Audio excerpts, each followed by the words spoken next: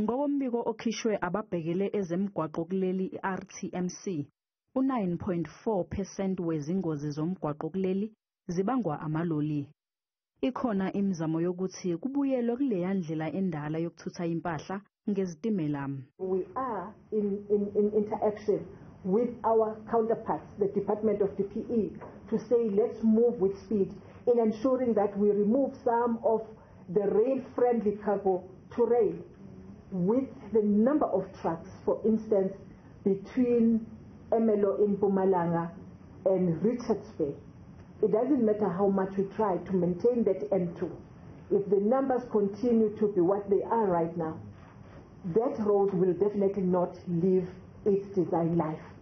Uma singancishiswa isibalo samaloli amaningi emgwaqeni yakuleli, sizoba sibi kakhulu isimo. If the traffic of trucks will continue at what it is and even more, then of course we will never be able to keep up. Izinkampani ezizimele ezisebenzisa amaloli ukuthutha impahla zivumile ukubambisana nohulumeni kulolu daba.